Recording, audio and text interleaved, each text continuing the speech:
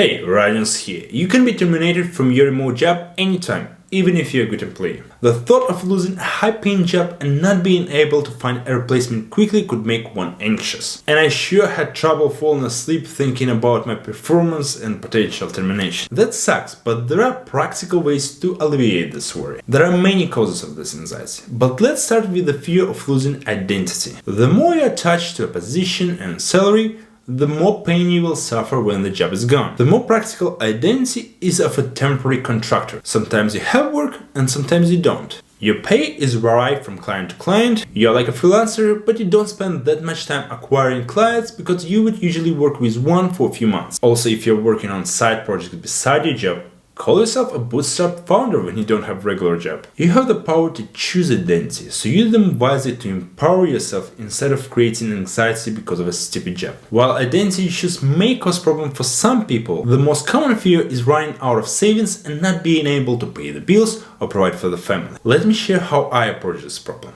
When I got my first remote job, I was a student living in my parents' investment, a small apartment on the edge of means that you could rent for $200 per month. I was spending maybe $500 per month while using taxis to go everywhere. And the tax back then was like 3%. So I've saved 90% of my paycheck, creating 8 months of runway every month. I lost this job after a year, but if I chose to stay in Belarus, I would have enough money for 8 years of living without work. Instead, I went to Georgia and bought my first apartment to live rent-free in a new country. The moral of the story is that you as a remote worker can choose to go to a cheaper country with fewer taxes while maintaining your quality of life. I've never been in New York, but either that amazing people are ready to live paycheck to paycheck, paying $3,000 in rent and giving half of the money to taxes.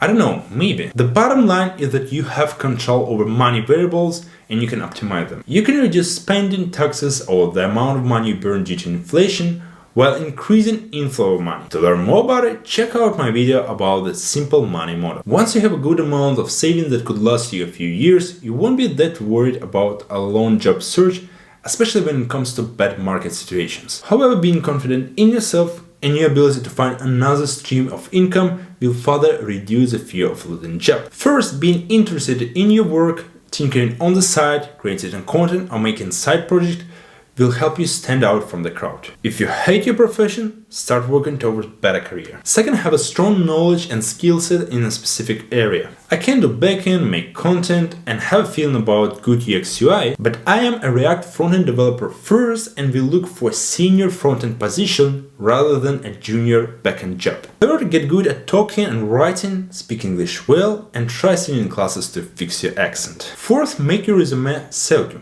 So check out my video about how to design a resume for remote work. Technology accelerates and the way knowledge workers make money changes. More people are remote, and while some figure out how to have 3 jobs at the same time, others struggle to get industry because of high competition. Artificial intelligence is getting better, and before you notice, it will become a powerful tool able to replace a team of 5 people with one expert who can leverage AI. So don't get complacent and stay relevant by improving your work habits and taking the most out of your time with the toolkit for remote work at increaser.org.